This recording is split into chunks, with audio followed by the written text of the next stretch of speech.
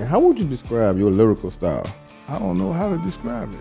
I think Lil Wayne, he filled the void that I left. I wanted to be the person in New Orleans that set a standard lyrically. When I got incarcerated, I was just proud to see that Lil Wayne stepped in. He took it serious enough to fill that void.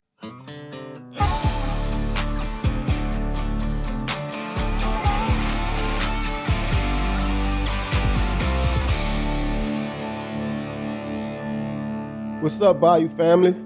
Welcome to In the Bayou, presented by FanDuel. I'm here with my guy, Tyrell McCall, and we have a real special guest for you guys, man. Somebody that's a New Orleans legend, a rap legend, and definitely an inspiration to all, in the Bayou and in Louisiana. Look, before we introduce him, I want you guys to subscribe. Just make sure you don't miss an episode, just help us share this stuff and get us out to more and more people. But I'm gonna give y'all a hint. I wore camel for a reason. Soulja. So our guest today, man, is rap legend Mac. I mean, he used to go by Lil Mac. Now he's Big Mac. You know what I mean? So I mean, he's a New Orleans legend, man. He's a rap legend. He was, in my opinion, the conscience of the city and Louisiana and everything that that we kind of lived through.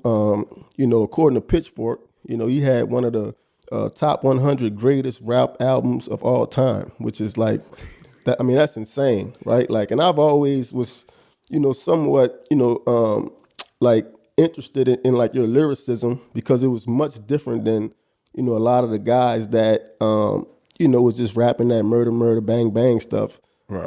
You were able to kind of, sell records and sell tickets, in an era that, glorified, doing gangster shit and coming from the streets and, even looking back on your first album, right? The one that, what is it? Lyrical Midget? Lyrical Midget. And as I'm listening to it, I'm saying, damn, like this is like a 12, 13-year-old, like putting his life, you're talking about your parents and, how you need a car, you know what I mean? Right. To go Stuff little kids like, and, it kind of brought me back to when I was that age, man. And, just wanted to live life and experience different things, man.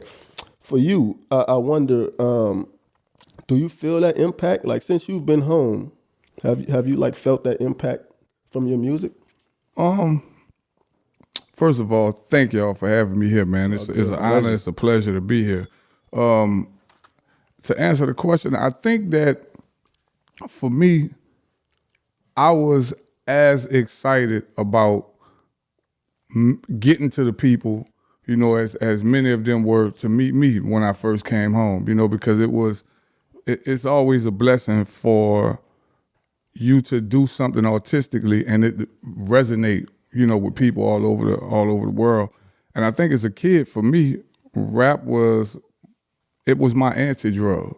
It was that thing that kept me away from the ills of the streets. When my friends were going to do whatever, it was that something that kept me away. You know what I mean? I stayed in that studio. Yeah. I found something that I felt could help me get my family out of our situation because I'm the eldest of 6 kids. My parents been married now. This year will be 50 years, and we struggled. Yeah. As a young family. And so when I first heard hip hop, man, I think I was about 5 or 6 years old, and I knew by the time I was 7 that that's what I wanted to do with the rest of my life. That's amazing. I was like, it just made me feel different. It was a way I transcended my situation. It was like, okay, and when I write a song, I could be who I want to be. Mm-hmm. Yeah. So that's what I felt. Yeah, that's amazing, man. Now you was signed to Master P's record label, No Limit. Your album Shell Shock was probably one of his favorite albums. Went number 11 on the Billboard. Right. Which is I mean, that's huge. That's big time. I mean, nowadays, rap can't even get in the top 100. You know what I mean? Like it's rough days for rap music. So for you to be able to do that, and then sort of, life sort of takes a twist for you, right? you doing what you love. You got a top album, and then you served 21 years in prison, right? And you were released on parole now. Probably think the first time I met you outside of listening to you rap was probably going to visit my dad. Right. I believe it was Hunt's. I met you in, and so now you're on parole, and I wonder, does getting back to the music, does that kind of help relieve you from like the years you spent away, or is it like you can never get that time back? Like, well, great question.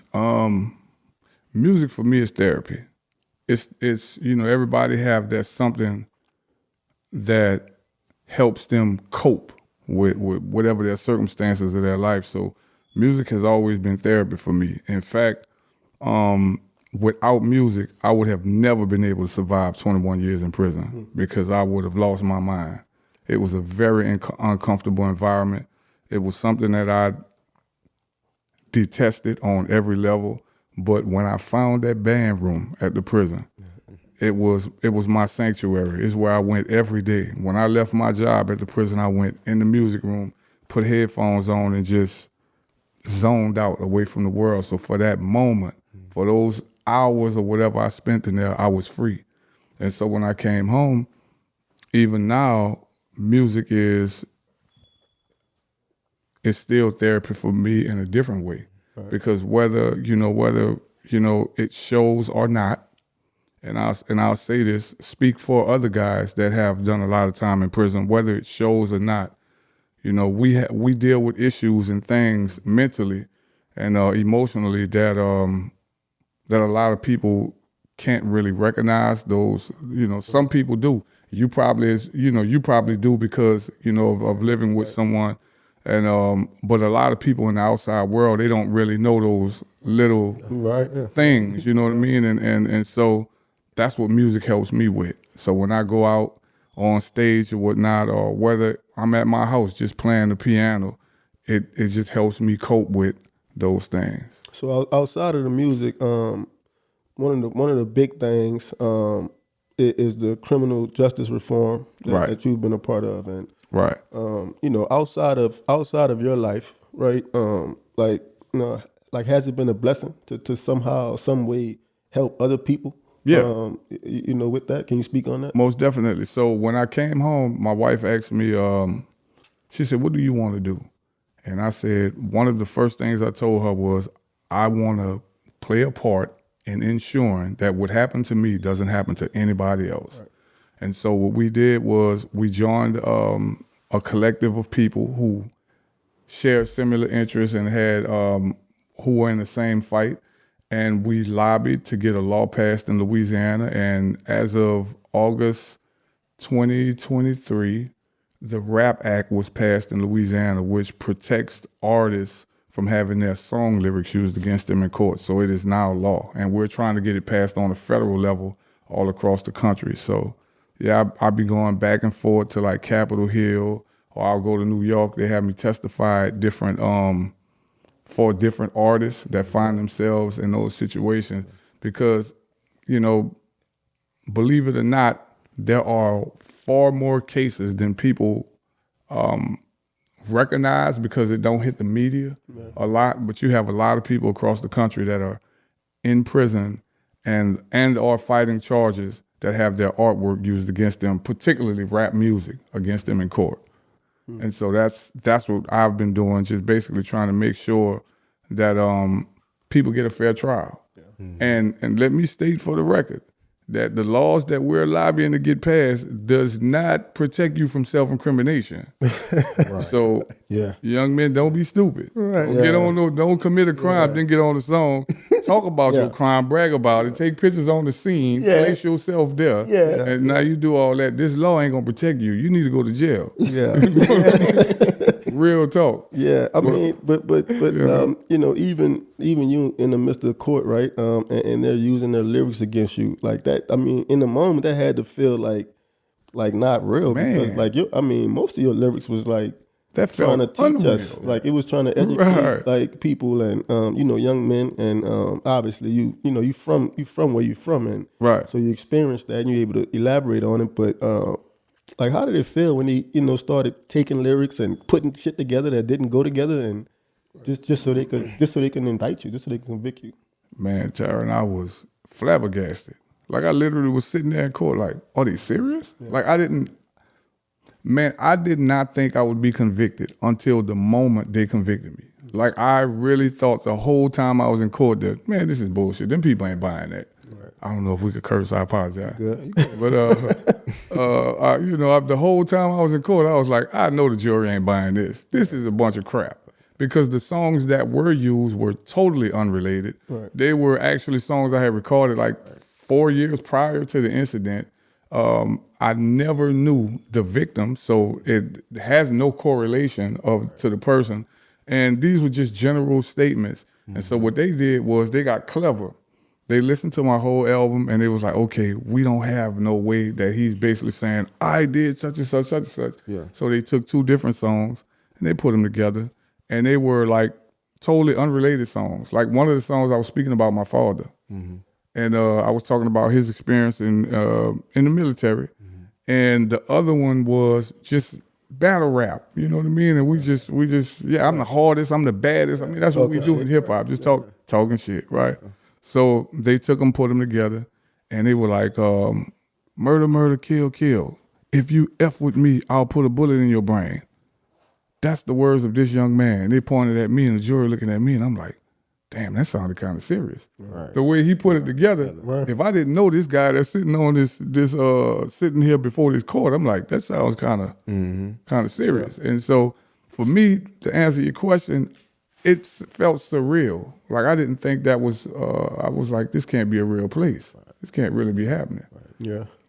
Well, let's take them back, man. Let's take them back to you growing up, in the 3rd Ward. Ooh. And, like 3. I think I got an idea of what that was like, but I would like for you to sort of, dive into it. Like what was that like growing up, Now, I'm going to keep it all the way 100. So it would probably be so entertaining for me to just talk about how rough it was and people was getting killed all day long and all that. But guess what? Be totally honest with you, man.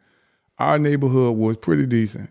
We had a lot of old families there when I grew up in my particular part of uptown in 3rd Ward. And man, everything changed in 1986. I mean, we used to play. I had all my childhood friends come from my neighborhood, so we had a really good neighborhood. But in 1986, when crack cocaine hit our neighborhood, I watched my neighborhood do a 180 within 90 days. Like within 90 days, I watched the young people who respected the older people, everything reversed because now the young people were selling what the old people wanted. Right. So now the young people became the adults. Yeah. And it kind of just flipped everything around and I just watched everything go haywire. And for me, my escape from that was writing raps. Yeah. You know what I mean? And I thought about, of course we entertain the idea when you're struggling and you're hungry, I entertain the idea of maybe if I tried this, or maybe if I tried that. But, the one thing I had that was different from a lot of my friends is I had a father. So when I looked at what they was doing and I thought about my dad, I was like, okay, if I don't go do what they want me to do with them, and one of them get mad, I could whip them. For sure. But I can't whip him. Right, you know what I mean? Right. So it was like, I'm just going to do what he tell me to do. Right. But so that was probably the one thing that I think saved me from the ills, the negative part of the environment. But, I like to say that, man, we had fun in the hood. Yeah. We had fun. And it was a lot of family. We had camaraderie. And a lot of my childhood friends, we still cool because we all came up together. But that is not to negate the fact that there was some rough stuff going on. So America, don't get it twisted. I just gave y'all a very... clean version of what was going on because I like to focus on the positive. Yeah. Bro, I know. So like, you was 13 when you dropped your first album. Like, and I like to tell people a lot of times, man, Weezy went platinum in like 10th grade or whatever like that. Yeah. But I mean, you dropped your first rap album at 13. So you ready for this? When I started back and started writing, it was 1984. By the time I got a record deal, it was 1989, right?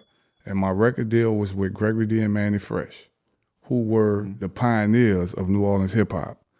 I don't think you could go further back than Gregory D and Manny Fresh, because the first rappers I ever heard on the radio in New Orleans was a group called the Ninja Crew that Gregory D and a friend of my uncle named Sporty T started in 1986, right?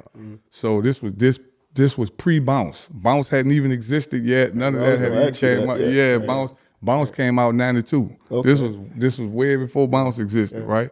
So I was watching these guys, and I just wanted to imitate what my uncle's friends was doing. I mean, I didn't know as a kid. I had no knowledge of anything. I'm like, whatever they doing look cool. They dress good. They break dancing. Right. They doing this rap thing. And I saw it as something that just helped me express myself. So by the time I decided that this was what I wanted to do, the only thing I give myself credit for, because I didn't know anything, remember, we're talking about 7, 8 years old, I was stubborn. Yeah. And, I was a stubborn kid, and when my mind was locked in on something, I was dead serious, and there was nothing nobody was going to tell me. So I had audacity. Yeah. That's it. I was like an 8-year-old kid with audacity. I mean, your lyricism and the way you wrote raps, and you reminded a lot of people of like East Coast rap. Like, do you ever like are you cool with that assessment, or I'm gonna take it? You'll take it. I mean, like it did sort of start like the rap wave. Yeah. So I mean, there is some respect in that, but of course. Yeah, man. It seemed like your penmanship was just, and I'll tell you why. It was much more intentional. You know what I mean? Mm-hmm. Like telling stories, and writing it, and putting it out. Eric B. and Rakim. Yeah. So when I met Rakim about 2-3 years ago, I told Rakim, "Thank you." He said, "For what, Mac?" I said, "You did something for me that my teachers couldn't do, and that was you encouraged me to read." He said, "How?" I said, "Man, I became a straight A student because listening to your songs, I wanted to understand what you were talking about. So I went in that encyclopedia. America, we didn't have Google back then. We didn't have none of that. So we had to go in that encyclopedia. I had to read. I wanted to know what these big words they were using. So what made it appealing to me is because not only was Rakim spitting what I considered knowledge, he was dressed like the drug dealers on my corner. Right. So I could relate to him. Right. You know what I mean? Yeah. And so that's why I told him what I told him. And I credit him for being my first professor without even knowing me, just from afar, just paying attention to him. And he's who I patterned my writing style after. And so that's probably why the East Coast influence came about, was through him, who they called the God MC. Right. You know what I mean? So I was told as a youngster that if you're going to study something, study the best. Yeah. And they told me study the best so you could someday be listed among them. No, man. I hope I'm on my path, y'all, to being listed among them. I mean, that's amazing, bro. I mean, I got to tell you just straight up that probably one of my favorite verses that you wrote was actually a song with BG. It's called Niggas in Trouble. Yeah. I was like 18. Yeah, bro. I'm like, dog, who the hell is that? Like, a lot of people thought I was from somewhere else when they heard that. I'm saying, like, that wasn't always the situation, right? With Cash Money and like y'all didn't always make music together, right? Oh no, that was before I got with No Limit. Gotcha. That was before No Limit. Yeah, I was with Cash Money before I got with No Limit. Oh, okay. Yes. I never knew that. Just ironically, I grew up with BG, Baby, all them was from my neighborhood. Oh, gotcha. I met Percy years down the line. Gotcha. Okay. So, me and BG, I've been knowing BG since BG was probably about 6 years old. Like, I've been knowing him since he was a little kid. He was another one that started rapping. Yeah, that was a bad little kid. Yeah. That was a terrible little child. He was a mischievous little something. Yeah. And so he was always a kid in the neighborhood that used to come hang around me. And later on, Soulja Slim, and so because me and Slim the same age, our mom was went to high school together and stuff. So we, BG was from the neighborhood, and I remember when Baby first started his label.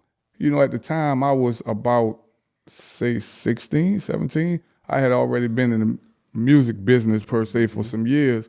And so, you know, I saw Baby doing this thing. And he had been telling me, like, man, Mac, when I get on, when I do this, I got you, you know, blah, blah, blah. And so, you know, because I was from the neighborhood, he knew I was a little kid that was rapping. So I think in 1996, I was with a label called Ionic. They had this the state-of-the-art studio was on top of Canal Place, right?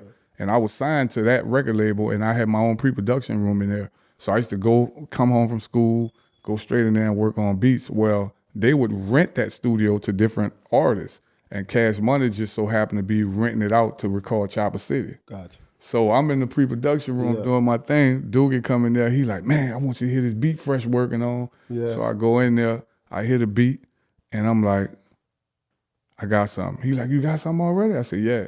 So I get on the mic and I do my thing, and I spit a song that I already had called Cops and Robbers. So the verse you hear on Niggas in Troubles is from a song I already had called Cops and Robbers. Okay. So I eventually remixed it and put the actual Cops and Robbers with its third verse on my World War III album. Gotcha. Okay. You know what I mean? Yeah, so that was how that pretty much came about. Juvenile had just come there. Bun B was in there that night while we all was in there working. Juvenile didn't know who Bun B was. Right. Did they used to spend a lot of time in New Orleans? Well, Bun used to rock with Baby and them. So we were all in the studio recording that night, and I never forget Juvenile. I think I'm the Juvie. Correct me if I'm wrong, but I think I'm the person that told Juvenile that was Bun B. Juvie had did a song with him and everything. And didn't even know who that was. You know what I mean? So so that was my little stint with Cash Money. So, you know, Baby was trying to form a group at the time. And the group we were calling at the time was Uptown Connection. That's why when Niggas in Trouble come on, I said, Uptown Connect, give a nigga respect. We were trying to start a little group. But I ended up leaving. Slim was hanging around. He went in a different direction. Juvie came, and then Magnolia Shorty brought Turk around, and Wayne came back, and the group that we were going to start kind of dissipated, and it eventually became what we now know as the Hot Boys. Yeah. You know what I'm saying? So yeah. Man, bro. So I guess you got a little bit older. You dropped the Lil from the Mac, and now you just go by Mac, bro. And you know you signed to Master P, bro. Tell us how that came about, signing with P, because this, you know, like you said, you was in the music business for a couple of years now. So Lil, the reason I dropped that is, in my family, I'm still Lil Mac. Okay. Sure. Yeah, among my family, I'm still Lil Mac, because my daddy is still Big Mac. Yeah. Right, you know what I'm saying? So I'm still Lil Mac. Aggravating 49. I'm almost 49 years old. I'm still Lil Mac. Dad, come on, bro. Hey, I told my son, I said, I told my girl, before he born, he gonna be Junior. Yeah. And you ain't no running from him. Yeah. Ain't no running from him. So I'm gonna start calling my daddy Super Mac, so I could be Big Mac. Right, yeah. Yeah. So or Grand Mac.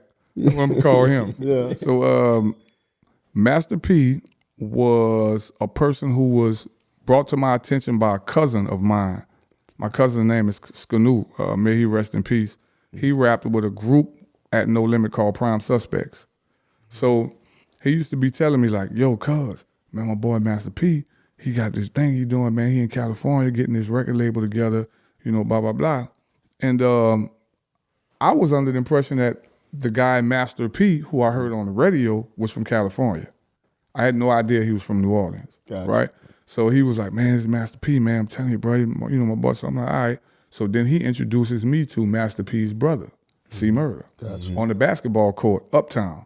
So we play ball together and we just gelled. You know how some personalities, when you meet them, it's just, we just gelled. Right. From that moment on, we was like almost inseparable. So that's what kind of made the transition easy to get with their label. So I ended up doing a song for a group called Cain and Abel that was signed to No Limit, and a song for Mia X. I did those songs before I got signed to No Limit. Gotcha. What made me sign to No Limit is I actually got paid for those songs. I had never got paid before for rapping. Right. I had been signed to record labels and everything, but I had never been given a check for rapping, right? So when this man paid me right away, I was like, oh, this is the best job ever. All I gotta do is write some songs and I'm gonna get a check. Yeah. Because I had just quit my job. I was a security guard on the West Bank. So I was like, nah, this is a real job. Yeah. You know what I mean? So I ended up signing with him in 1997. What made it easy is I knew everybody that was around him. I didn't know him. I knew Mia from way back in the days. I knew KLC, who was the Beast by the Pound. Right? Yeah. I knew, man, everybody. When I tell you everybody, the security he had, VERZUZ Carter, V Down, shout out to V, everybody. I knew everybody. I just didn't know him. I thought the person who they was talking about was from California. Right. Unbeknownst to me, he was not only from the Calio, he was one of my aunt's closest friends, old man. Wow. Gotcha. And I didn't even know that. Yeah. You know what I mean? Back then. So, it was just like one of those things where it was almost like 6 degrees of separation. Yeah. You know what I mean? We all kind of knew each other. So, yeah, I ended up signing with him in 97. Man, give us some good stories about you and P, bro. Yeah, like I grew up in the city. I know you used to buy houses. Like he didn't give people money. He used to buy them houses and shit, give them a car. Like, is any of that true? So with P, this is what I'll say. I can't speak to what he did for other people, but I would say that when we were there at No Limit during that time in 97, 98, man, it felt like it would never come to an end. It felt like money was just falling out like it was crawling out the walls. That's how it felt. Yeah. At 19, I'm 19, 20 years old. I went from working as a security guard on the West Bank, risking my life, and the next year I was able to buy my family a house. Yeah. So for me, it was like, okay, I can do this. And, the logistics of how the contracts went and all of that, I didn't really know too much about that at the time. Because honestly, I didn't even read the contract I signed. And my reason was because, remember, I had been in the industry for some years. Right. And never got paid. Right. So when this guy started paying me, I'm like, it's a no-brainer. I gotta read that. Yeah. Right. I'm gonna get paid again. You know what I'm saying? Like, this man has been paying me. Now, he did make sure that everybody at No Limit had a residence. He made sure you had a vehicle. He made sure you had everything you needed to get the job done. Right? So that is true. Everybody on No Limit was not only, I won't say given, because all that stuff was stuff we earned. Yeah. We all were working on music constantly. And what he would do is he would get it and then because it was in our name. Everything that we had was in our name. It was not in No Limit name like you hear about these other record labels. It was ours, right? So he was like, now y'all can do what you want with it. You can sell it. You can do whatever you want with it. I just wanted to make sure you have your necessities, the things that you need. Yeah. And that's how I took it at the time, right? Yeah. And so I think for some of us, it probably was a good thing. And for some of us, it probably was not so good. Yeah. For some of us, I know at 19, 20 years old, if you would have given me just $1 million, I don't know what I would have done with it. Yeah. You know what I mean? I'm going to just keep it all the way 100, which I don't know what I would have done with it. Yeah. So there was some truth to that. That's what I would say. There was some truth to that. But it was earned. America, let me say that. It was earned. Right. He didn't give none of us nothing. Everything was earned. What's up, Bayou family? Make sure you guys tuned in. Subscribe. So we talked about the album Shell Shock earlier. That was probably one of the albums really put you on the map. Yeah. But so how did that come about? And obviously you just spoke on Mia X, how y'all always knew each other. And so I mean, Boss Chick is the single. That's the single. And when I hear that song, I don't think that's really a song that you would make, but you made it. So you had like this scope to like not just dive into just like the East Coast lyricism, but you can also sort of talk like down south language. Like, cause when I hear Boss Chick, I'm like, oh, that's like a down south. Down south. That's a banger. You know what I mean? Yeah. So like, how were you able to like go back and forth, like from? So the title of Boss Chick, which is the actual boss, beep, Right. that come from Soulja Slim. That's something Soulja Slim used to say. That was just something, you got me old little boss. Yeah. You know what I'm saying? Yeah. And Slim was just one of them dudes. When you was around him, it was just one of them dudes. It was just one of them dudes. Yeah. He had a lot of charisma, man. It was a lot about him that people around him could have taken and made something special with, because he gave you a lot. He was a walking, talking art piece. Yeah, he had some lingo. He was was a walking, talking art piece. He was ribbing all day long. Yeah. I mean, to this day, that's who New Orleans emulates. Yeah, so it was still. Yeah, to this day. Yeah. And it's crazy because this was like my childhood partner. Right. You know what I'm saying? Yeah. So it's crazy. So it's like, we knew him, the people that really know him, we know him as Ice Cream. That's what we called him in the hood. You know what I'm saying? So it's like, it's crazy. And so he would say crazy little stuff. And, I'm like, oh yeah, that's dope. So it's like, even my song, Murder, Murder, Kill, Kill. I was doing the chorus, I was like, murder, murder, kill, kill, it's real. On the back, he's like, nah, Ron. Say shit's real. You know what I'm saying? Just like that little twist. And he always had, he had that it factor, bro. He just had it. Yeah. So Boss Chick was influenced by that. Now, as far as swapping up the flow, I saw what was working. Keep in mind, America, I had never listened to No Limit music before I got with No Limit, right? Because I was a diehard East Coast rap fan. And part of my reason for signing with No Limit was because I wanted to stick out like a sore thumb. Like, I had an opportunity to sign with Def Jam, but I wanted to stick out like a sore thumb. And I knew that going to a label that nobody sounds like me was going to do that, right? So when I sat there for a while and nobody told me what type of songs to make, I just went at No Limit. And I'm a company man. I follow the formula that works. I sit there and watch. I'm like, okay, so this type of song, that type of song. I'm looking at P's albums and the songs that's the formula for the album. I'm like, all right, cool. I need a female song. I need a club song. I need some hard stuff. I need a homies type song. I need P had a formula. If you've ever listened to his album, it's about 5 or 6 different subjects that he was gonna make sure he covered, and then everything else were just album fillers after that. Yeah. You know what I mean? He knew how to cater to his market. He understood his market. And with any business, when you understand your market, then that'll give you the best chance to sell to that market. Yeah. And why they call Slim Ice Cream? You know what? I have no idea. Look, and then we so ghetto uptown, it went from ice cream to scream. We just shortened it. We shortened everything. Right. You know what I'm saying? So I have no idea. From the day I met Slim, they was calling him Ice Cream. Yeah. I don't know, maybe he liked ice cream as a kid. Right, probably did, bro. My dad used to call me Shoes. Right.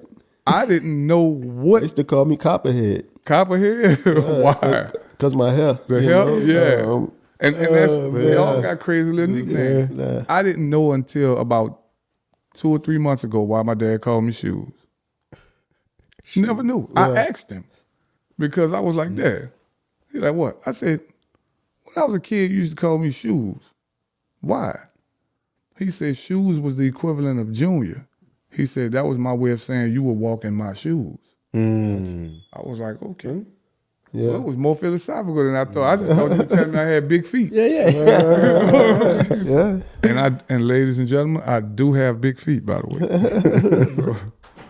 Nah, bro, let's get back to that shell shock, bro. You had Snoop Dogg on that. Whoa. Yeah. Like, and then about around that time, he bounced from what, Death Row to No Limit. No Limit. We was all hanging together. Yeah. That's crazy, but like, what was that like recording a song with like Snoop? Well, you know what, man? When we met Snoop was at a crossroads in his career because, Death Row had kind of, I'll say this because I don't like to speak things that I don't know about. Right. Yeah. From what I would hear, his time there wasn't good. So evidently, things couldn't have been that well, he left, right? And so he came over to us, and financially he was in a bad place. You know what I mean? He came to do a feature for Mystical. And what he was going to charge Mystical was ridiculously low. You know what I mean? So low that Percy, when he heard the number, was like, nah, let me holler at you. You know what I'm saying? So he gave him way more than he wanted, and then offered him an opportunity like, yo, what about, you know what I mean? So they arranged that, and he signed, and of course we were all excited, man. This was Snoop Dogg. We were all fans of Snoop Dogg. So when he came, we just kind of welcomed him with open arms, and it was almost like being a fan of someone that you are now colleagues with. Right. It's sort of like getting picked to be on Michael Jordan's team. You know what I'm saying? Or like Michael Jordan coming to your team. Right. Yeah. That's how the dudes at the Wizards felt. Yeah. Remember when Jordan went to the Wizards? That's probably how them dudes at the Wizards felt. Right. That's how we felt. Yeah. We ain't worrying about losing. We losing with Jordan. Shit. Yeah. We don't care what the game. We don't care what they do no more. I actually got Jordan on my team. It's crazy, man. Now Snoop is on every commercial, every ad. He's the most $500,000 for a verse. Yeah, bro. I mean, voice is just, The most recognized. crazy, man. He's the most recognized face on planet Earth. That's crazy. You can be anywhere on planet Earth. Snoop Dogg. Yeah. Yeah, bro. They don't have to know nothing else. I don't know nobody else who collaborated with Martha Stewart like that. I know it's crazy. Like that's a gift. Yeah, that's a gift. That's a gift. That's weed. No doubt. That's what it is. It was Smokey said he put it here for me and you. Yeah. And every time I see him, man, it's like I saw Snoop at the Verses and he was just like, Mac, you know, it's like we never really lost contact. Yeah. No, that's amazing, man. It wasn't just them, right? I mean, No Limit had some really, really big artists, man.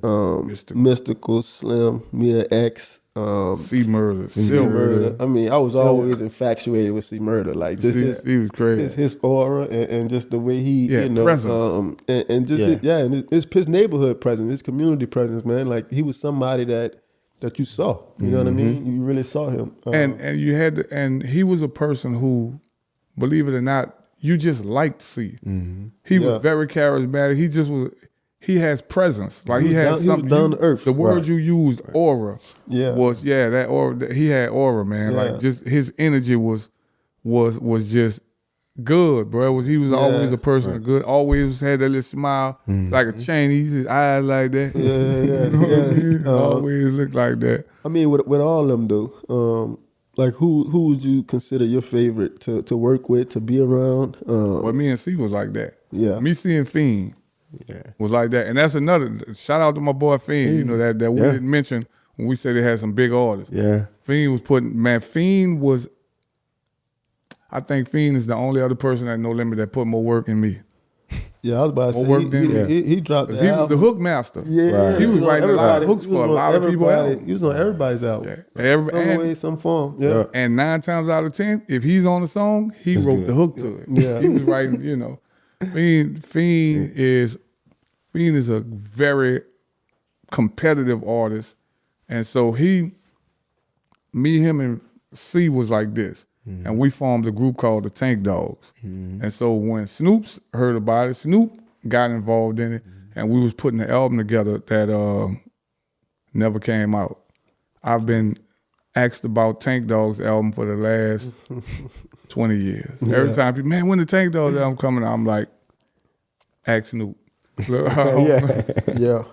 But so that was the experience on Shell Shock was like that. We were all in the studio just kind of working with each other. And it was my turn because the year that Shell Shock came out, we got to keep in mind, P dropped 26 albums or 28, something like that. I'm like that, yeah. Something crazy. It was a high number. Yeah, like every 2 weeks we were putting a project out. Yeah. So Wow. That's some work. it just so happened that it was Shell Shock's turn. And Shell Shock was doing his thing on them charts until something happened. Yeah. Did KLC do all those songs? Like the beats? Was like On Shell Shock? just all them songs. Like him putting out 26 albums and all that crazy. 5 of them. It was 5 Beats by the Pound with 5 people. KLC, Moby Dick, Odell, Craig B, Carlos. That's crazy. Cause I mean, we know KLC, but yeah. you So don't it was really hear 5 about of the them other doing ones it. too much. But yeah, And so what you had is, if you think about it, you knew the songs that was KL's. KL's signature was the rolling snares. The rolling snares was KL's signature. So when you hear the Yeah. that's KL. So if it was a mellow song, the mellow songs were done either by Odell or Moby Dick. If it was a club song, Craig B handled that. If it was some hard street stuff, Carlos handled that. Okay. So we had a pocket for that. Gotcha. Okay. Yeah, but how do you make that many albums without watering them down? Were they watered down? That's subjective. Yeah, that's subjective. When you're putting together that much material, it does get to the point where it's hard to gotta be repetitive. Quantity starts being more important than quality. Yeah. It's And hard to sustain. I think that part of it was, I think that was part of the issue at No Limit, because some of those songs weren't mixed right. Right. Yeah. Because we were just putting that stuff out like assembly line, like next. Like, But it accomplished something. It got everybody's attention. It accomplished something great. But I mean, you're at the risk of the quality. Yeah. Sure. And how would you describe your lyrical style? Because I mean, you is very different from a lot of rappers down here, especially during your time. I don't know how to describe it, but I will say this. I think Lil Wayne he didn't take nothing from me. Mm-hmm. He filled the void that I left.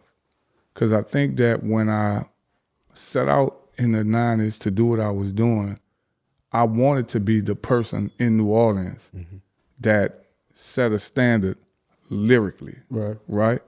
And so when I got incarcerated, I was just proud to see that Lil Wayne stepped in and filled it serious. He took it serious enough to fill that void. Now, don't get it twisted. Juvenile is very lyrical as well. Yeah. But I think Juvenile's style is more imposing than I think his style kind of takes away from the fact that he's actually lyrical. Because, but I think Wayne was one of the ones that took that lyrical aspect of it and ran with it. So and I'm just glad to be a part of it and to, spark that emotion. Yeah. So look, bro, how does it feel to be compared to Nas? Because that's what Rod Smooth said. You like a southern, like kind of compare you to like Nas. Of course, Nas is a person. I guess it's good, man. It's always good to be acknowledged in that way, but it also puts pressure on you. Yeah. Sure. So me and Nas have met a few times. We did a song together.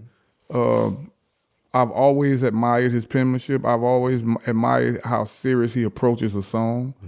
And so, I think it's definitely good to be mentioned in a conversation with someone like that. But when I set out to do what I wanted to do, I wanted to be the best. You know what I mean? So that's probably where those comparisons come from. I only listened to Nas because a friend of mine whom I used to rap with back in 93, he was telling me about this new kid, Nas, that hit the scene. He's like, man, I'm telling you, Mac, you need to listen to him. Y'all have similar cadences. And I'm like, yeah? He's like, yeah. But I really wasn't trying to hear it because at the time I was a diehard Pete Rock and CL Smooth fan. So I used to leave school every day just to go sit in front of the TV to watch Rap City to catch Pete Rock and CL Smooth. This kid, Nas video used to come on every now and then. I'd be like, yeah, it's cool. But I never really paid it no attention because I was biased for Pete Rock and CL Smooth. So the dude said, Pete Rock did one of his beats. I said, you serious? He said, yeah. So that's what made me go listen to him. Yeah. So I go listen to Nas, and till this day, my favorite song by Nas is that song that Pete Rock produces called The World Is Yours. My favorite song that Nas did. So now I start listening to Nas. And I was like, yo, so, I went from, man, I don't want to hear that until I started listening to him. It's about 93, 94. I went to listening to him. I'm like, yo, this dude just said, my mic check is life or death, breathing a sniper's breath. Who says this? Yeah. Right. You know what I mean? So Yeah, now yeah. I'm curious. And yeah, that's how I got into really listening. What's up, man? So after Shell Shock dropped, you do World War III, which is pretty ironic with everything going on in the world today. Wow. Didn't even think about it. And then you had that life changing event in February 2000. Yeah. I mean, we've kind of heard what people say, but what's your take on what happened that night and how it ultimately changed your life? All right, so before I even speak about what happened, I'll just say that on World War III,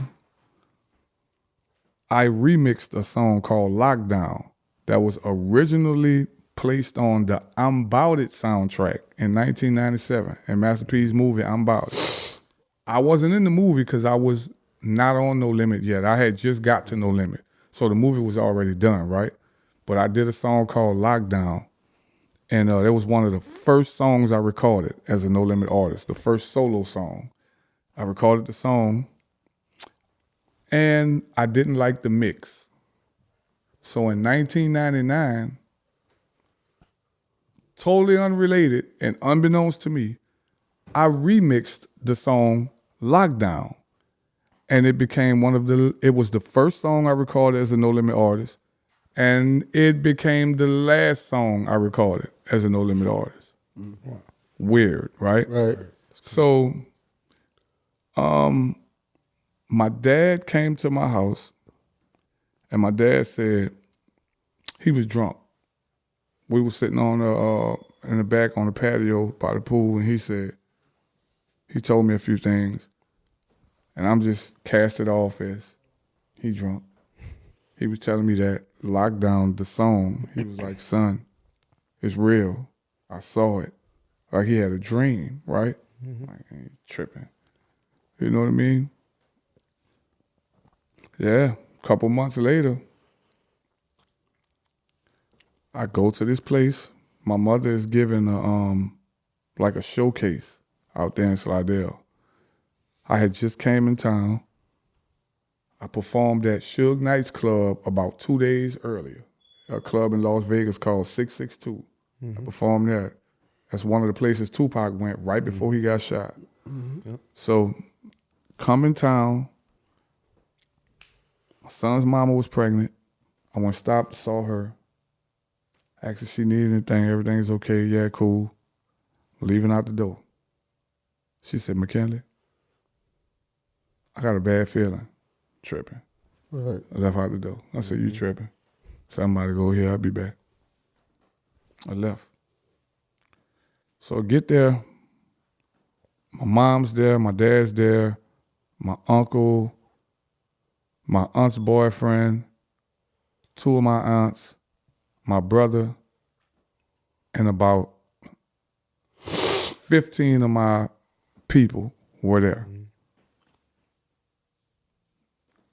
Sometime around midnight, it was somewhat shortly after midnight, I remember seeing a fight, an altercation on the dance floor as I was taking pictures and signing autographs. So I'm like, hold up. The reason I said hold up was because in the middle of the altercation, I saw my younger brother trying to break up 2 people. Right. Now, my brother is a LSU computer science student. Mm-hmm. You know what I mean? Mm-hmm. Yeah. My brother ain't about no foolishness. Right. So I'm like, let me go over here and make sure my brother is okay. When I took one step towards the commotion, I heard, pow, sounded like it was coming from that way. The commotion was right here, but sounded like it was coming from this way. Mm-hmm. So my immediate reaction was the young lady that I was taking a picture for, mm-hmm. I grabbed her arm, I pulled her to the ground.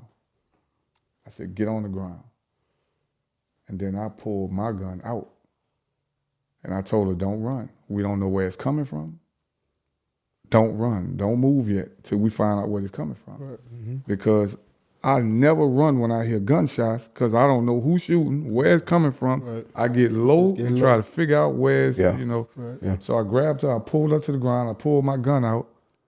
And as I told her, after I assessed, you know, briefly just looked around, made sure nobody was shooting at me, I said, you go that way. So she went that way. And when I took off to go left toward the front door where my mother was collecting an admission fee, about 3 of my partners kind of swarmed me, created like a shield around me and said, let's go, Slim. Mm-hmm. So, excuse me, we start running toward the front door, but I got a gun in my hand.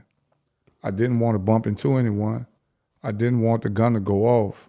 So I did probably what I felt at that moment was the right thing to do to ensure the safety of people in my immediate location, but it wound up changing my life. I held the gun over my head. Right. And I scooted my way through the crowd like that. Y'all get out the way, get out the way. Right. Unbeknownst to me, people would see that and they would tell the detectives that he had a gun, you know, so I get to the front door. My mother is not there. So I'm like, where my mom at? Where my mom at? I'm yelling, where the fuck is my mama? Mm-hmm. So he's like, I don't know, Slim, I don't know. You know, nobody know nothing. So we go toward the back, because, you know, in the midst of stuff happening, don't nobody know nothing. Yeah. Everybody play like they don't know. Right. I don't know, Slim, I don't know. Mm-hmm. Or maybe they don't. So I turn, I go towards the back door, I head out, I get in my truck. Mama already there. Mama done left, she already in the truck. Right. So not only my mama, but about 10 people done dove in my truck. They all just piled up. There's some young lady, I said, you gotta get out of my truck. She's like, I ain't shooting. I said, why you gotta get out of my truck? Right. So she gets out the truck. So we get in there. We head to the house. Now, what I just told y'all was what I saw, right? Then I'll tell you what I later learned happened. Immediately, I later learned what happened. So I jumped in the truck, I get home. We quiet. The whole time we ride from Slidell to my house in Baton Rouge. Get to my house, guy who's babysitting my brothers meet me on the front lawn. He said, Slim, the detectives just called here. They need to question you about a shooting. It was in that moment that I discovered somebody had actually been shot, right? I didn't know before I made it to my house, I didn't know someone was actually shot. Right. I just knew that I heard a gunshot in the club, right? Mm-hmm. So we get to the house, they're like, they need to question you about this shooting. I'm like, okay. So I go in the house, in the room, and I kind of just start asking, you know, what happened? Like asking my partners, like, what happened? And of course, you know, in situations, don't nobody know what happened. Right. I don't know, Slim, I don't know. I'm like, bro, y'all know I ain't no snitch. I just need to know what's happening. We all need to be on one accord when these people come here. Mm-hmm. Don't nobody know what happened. I'm like, all right, where everybody go? Everybody leave. Leave my house then. So don't nobody know what happened. Yeah. Because if don't nobody know what happened, then I need to be the only one talking when the people get here. Right. Mm-hmm. Right, you know what I mean? So they all left. They made it to the end of, they didn't even make it to the end of the street. They left my house. They jumped in their cars. They made it about a half a block away. Police had surrounded the whole neighborhood. They had my parents laid out on the floor, stretched out on the ground in the middle of the street. They got everybody, guns to their heads. So I'm sitting in the bedroom, looking at the monitor on the wall, watching all this stuff going on. My little brothers, the last thing I remember was seeing my baby brothers. They were 10 and 8 at the time.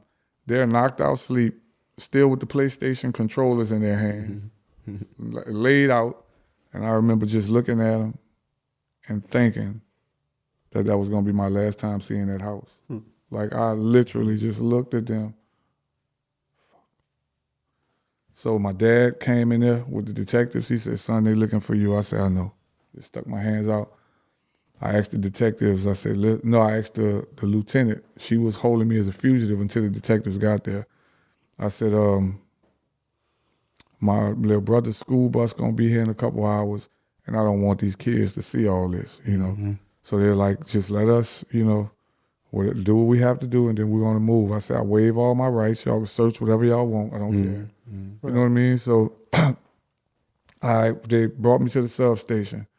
Once I got to the substation, that's where everything got kind of confusing, because I didn't know who did what. Remember, everybody said they didn't know. Right. So I didn't know what to not say. I didn't know what to say. I didn't know anything, right? So I done what I thought was right in that moment. Is I pretended not to know nobody. Right. So, do you know a Tyrann Mathieu? Who? Right. He got a nickname? They're like, so you mean to tell me you don't know? I'm like, I don't really be knowing dude's real name. You show you. Right. They're like, well, what about Tyrell? Tyrell. Can't say I know a Tyrell. So anyway, when they run through the list of people that they asking me about, I don't know them, because I don't know what's going on. I don't want to incriminate nobody. Right. So on today's episode of When Keeping It Real Go Wrong, I eliminated every suspect except myself. You know what I mean? Because unbeknownst to me, when all of them got questioned, oh man, I've been knowing Slim since we was kids. Right. Yeah. Slim would never do nothing like that. Right. You see what I'm saying? They thought they were protecting me. Right. Man, Slim would never do nothing like that. Right. So it was like just a screwed up situation. And so I eventually was arrested, indicted, because in the midst of the interrogation, they told the detective that the young man had passed away. Because up until that moment, I was confident, because I was like, whoever got shot is going to tell him who shot him. So I'm cool. I wasn't even thinking about that. Right. I was trying to avoid the one thing I knew I was guilty of, and that was having a concealed weapon in a nightclub. Right. You know what I mean? So they're like, you had a gun on you? Nope. Right. My stupid self should have thought that people saw me with a gun and told the people they saw me with a gun. Right. But I didn't even think that far, because at the time, remember, nobody was dead. And I'm just thinking, oh, man, the dude who got shot going to tell him who shot him. But when that man said, he turned to me and he basically said that this investigation has shifted from an assault to a homicide. Man, my heart stopped. Right. Because I realized in that moment that now the person can't speak for themselves, so they can do what they want. Right. You know what I'm saying? So they keyed in on me. And what I would later learn happened was the young man who passed away was being a brave friend, because he was protecting his family from the onslaught of kicks that members of my entourage was on this one guy. This brother came and he basically was doing what any man would do. He pulling people off of his people. He's punching people. He's doing whatever he had to do to get them off of his people, right? The person who shot him, who confessed to shooting him, right? And remember, everything I'm telling you at this point is what I later learned. Right. I told y'all initially what I saw. Right. What I later learned happened. The person who shot him actually came over there to break up the fight. He was the backdoor bouncer. Yeah. But me pulling you off of me being in the moment the person who was killed, I'm pulling people off of my family. I'm fighting dudes, and you're dressed just like these guys that's stumping him. Right. Right? Right. So it's all a misunderstanding. He thinking dude coming to fight. So he's swinging at him. He's shot. Yeah.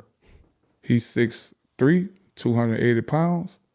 He 5'7", 106 maybe, 140 pounds. Right. And he confessed to shooting the young man. And once again, I can't say enough, the only victim in this was that young man. No matter what happened to me, I never want to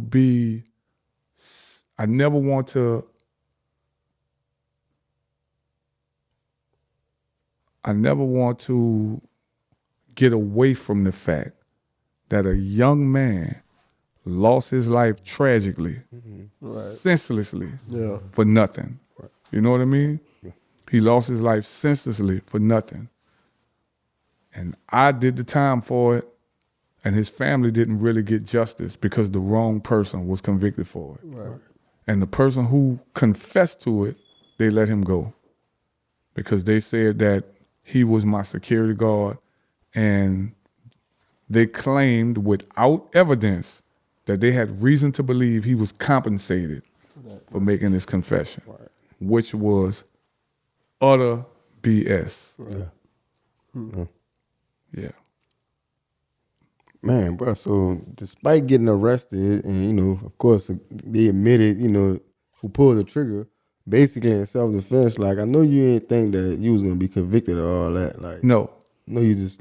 I never for once thought I would be convicted. I thought I was believing that the system was going to work properly. I'm like, nah, they're going to find out what's going on. They're going to, you know, it's going to all come out. You know, I had faith that it will all come out. Boy, was I mistaken. I'm like, wow. Like, I didn't know that this kind of stuff happened in real life. I saw this kind of stuff on movies, but I didn't know that it actually happens in real life. And I just remember being in the courtroom, like, when they found me guilty, man, I just dropped my head on the table, man. And I remember just crying. And I cried and cried. I went back to the dorm. And it was a silent cry, just tears were flowing out my eyes. And I remember going back to the jail that night and just crying myself to sleep. And then I hadn't cried no more for about 8 years. It was almost like that night, all of I had became numb almost. You know what I mean? Like because prison teach you to numb your emotions. You have to survive. So for like 8 years later was the first time I cried after that night. But boy, I got it all. I got 8 years worth. That night, I got them 8 years worth. 8 years worth of tears. Right. No. I soaked them sheets that night. I couldn't believe, man. Like, man, I got found guilty. Right. And I'm like, these people can actually give me up to 40 years. That's what I was thinking. Right. Went to sentencing about 2 weeks later. The judge was like, so what we know about McKinley Phipps is he's gainfully employed. He has no criminal record as a juvenile. And up until this charge, he has none as an adult. He has a 15-month-old son at the time of this sentencing. But obviously, he wasn't thinking about that 15-month-old son when he committed this crime. We're going to give him 30 years. Despite the evidence. I'm sitting there like, because the way he started talking at the beginning, I'm like, oh, shit. It sounded a little good. Yeah, sounded good. Right. Man, that man slammed me with them 30 years. I was like, 30 years. Yeah, I got to escape. First thought. Yeah. I got to figure out some way to get out of here. Like, I'm not doing no 30 years in prison. I got to escape. Yeah. I mean, 30 years still seemed like a stretch for manslaughter, though, right? Yeah, because they had the range, the sentencing range was, they could have given me anything between 0 and 40 years. Yeah. So they gave me the high end of it. Right. With no criminal record. No criminal record. And Somebody else confessed. somebody else confessed. They give you 30. So just imagine if you would have been like a youthful offender or something. Yeah, they would have sent them. A youthful? Yeah. Like if You already was in had trouble like as a record, youngster, criminal record. Oh, yeah. So sent you for a long ride. if I wasn't famous. Well, if I was famous. Because I saw there guys in the parish who made off better than me that didn't have. See, the catch was when a quote-unquote famous person get in trouble, there's the pressure to uphold the law, to let everybody know that. Yeah, big fish. Right. Yeah, we don't play that. We're going to use them to show everybody else. We don't play that here. You know what I mean? So I think that was part of it. Like when they took me to court, I remember going to court in Covington, me and the officer that took me to court. Saint Slaminy. Saint Slaminy.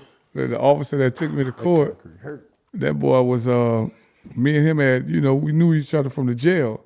So I'm in the back of the police car. He's taking me to court. And I'm like, man, what the hell all this here for? Man, they got the streets blocked off. They got snipers on the roof. I'm dying laughing. I'm in the back of the police car like, man, they serious? Right. Like they're trying to make me look like John God. It was all for camera. Right. See, that was social media before social media. They was framing the post. So I'm sitting there looking like, what is all this for? He said, it's for you, Mac. I said, man, these people have lost their damn mind, man. But they wanted to make it look good on camera. Like, this guy is this hardened criminal. I'm like, Right. bro, I got a traffic ticket. Right. That's it. Yeah. You know what I'm saying? Like, are you serious? Man, so look, when it came time for the jury to decide your fate, they did not have, they had a unanimous decision. You know, like 10 people found you guilty and 2 innocent. Right. More than likely, anywhere else, it's a hung jury. Right. You get another trial. Right. But in Louisiana, it's different. It's not designed for us to win. Nah. Well, they admitted it. They actually admitted it a couple years ago. They changed the law, admitting that it was racially charged, that it was done for certain reasons to keep a specific group in a specific position. They admitted this, right? So this is why the law was changed. Now here's the perplexing part of it.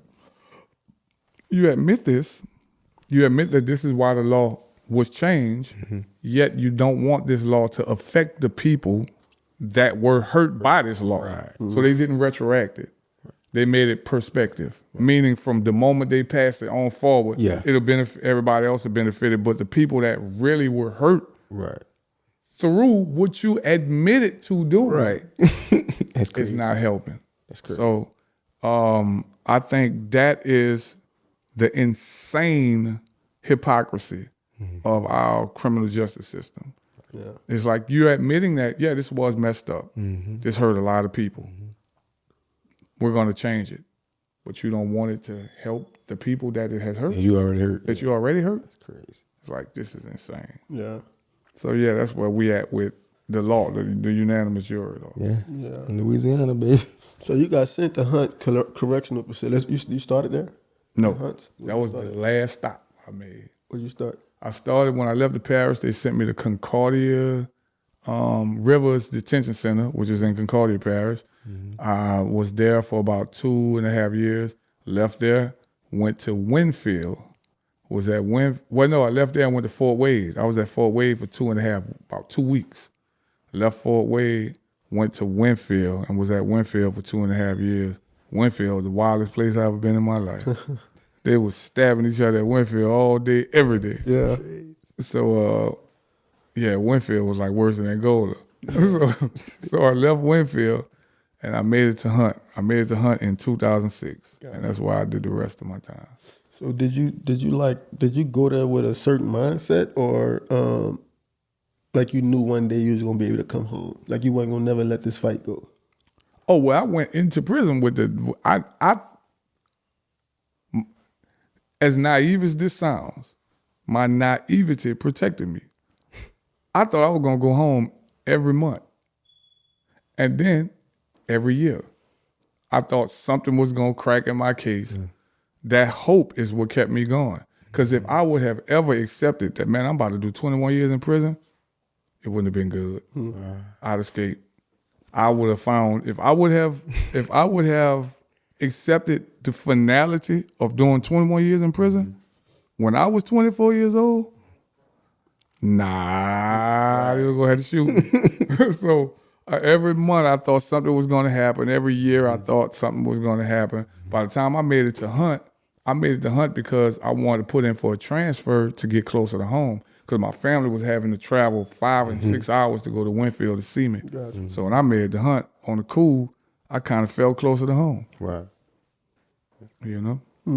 Man, bro, so over a decade into your sentence, like Northwestern University, you know, they was heavily, you know, trying to pick up and figure out what was actually going on. They ultimately led up to, you know, the key witness say who pulled the trigger. And they recanted. And you know, of course they was threatened by the police. You know how these people get down. You know, they go to make their decision, and then now you got a new sense of hope, you know. But it still took some time. Yeah, so Medill got on the case, I think around 2013, 12-ish. I can't remember. Yeah, I believe it was 13. Year. Somewhere around up in there, and they contacted me, and they were like, it was ironic. They contacted me. I think it was a school project that they were doing, and they wanted to dive into my case, and so they sent students down there, met with the students. Students interviewed me. They was interviewing my family, interviewing witnesses, and I think they were part of the collective that kind of brought my case to a wider audience. Yeah, and because my mom had already been traveling across the country, just basically sharing my story with, you know, doing all that she felt she could do, and that's just sharing my story with anybody who would listen. Yeah. And so they jumped on, they started giving it to a wider audience. Then I eventually met a young man named Dave. Dave worked with the Huffington Post, and the Huffington Post published a story on it, and it started, you know, gaining more and more traction. And I think that once people across the country start being made aware of it, I think the average reaction was like, nah, this is messed up. This got to change. You know what I mean? Because it was so obviously, blatantly wrong. You know what I mean? I think even if I take myself out of it, I think my case, just as a case study for these students, was unique in that everything was done wrong. Like everything that could have went wrong, everything that was done wrong was done. Like, example, paraffin tests are used to determine who fired a weapon. In thousands of cases, millions of cases, maybe all over the country, most people are convicted gunpowder tests. In my case, they got an expert, a so-called expert, to get on the stand and testify that paraffin tests are unreliable, so we don't use them in Louisiana, right? They did this because, you know, they checked my hands, and they knew I didn't fire a weapon. But the test came up missing, right? So just to make sure that if I found the test, they're unreliable anyway. We don't use them in Louisiana. Right. So they covered all their tracks, right? When I tell you they dotted every I and crossed every T, my aunt's boyfriend who confessed, after the sheriffs put him out the station for confessing, some months later, he was arrested for being a convicted felon with a firearm. They never even went to go see if that was the firearm, because they never found the weapon that killed the young man. Right. And here, the man who confessed to you that he did this, you don't even go check to see if the gun he was arrested with was the gun. Then when it came time for me to go to trial, they went to my aunt's house and threatened him and told him he better not come to court. You know what I mean? Right. So everything that could have been done wrong, it was done wrong. Literally. Like, they basically made sure that they put barriers of protection on top of each other so that what they done wouldn't get exposed. Sick, bro. I want to go back a little bit, because while you was in Hunt, you met my dad. Yep.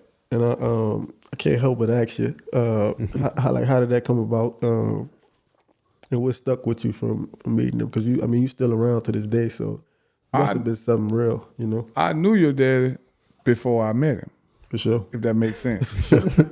Because your dad was a legend in the prison system. Everybody knew Bread. You know what I mean? So it was like, man, Cornbread here, Cornbread, bread. So we like, you know, because he was always known for coaching. Yeah. And so I played sports.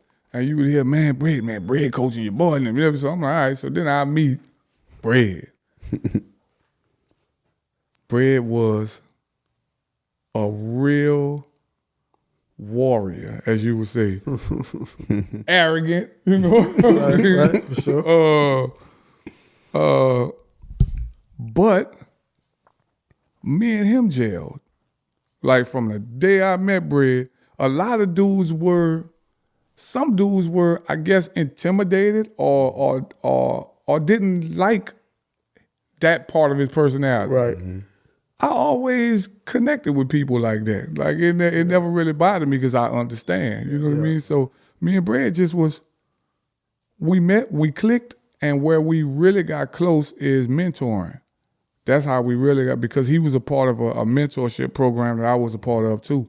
And we used to have meetings, and we basically, our relationship was probably founded the best way a relationship could be founded, because it was founded out of wanting to help, a desire to help these youngsters. Right. That's basically what our relationship was forged out of. Because from sports and all of that, I knew him in passing. Like, what up, Brad? You know, everybody knew Brad. You know what I'm saying?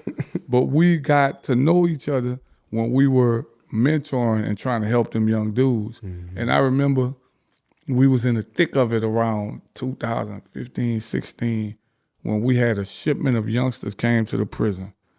And Brad could probably tell you, they were stabbing each other all day long. We don't know, this just came out the clear blue sky. They came from LaSalle or one of these other places. And all of a sudden, with no exaggeration, this was a prison, Hunt was a prison where zero violence, it was predominantly chill. Right. These youngsters came and they were having about 15 stabbings per day.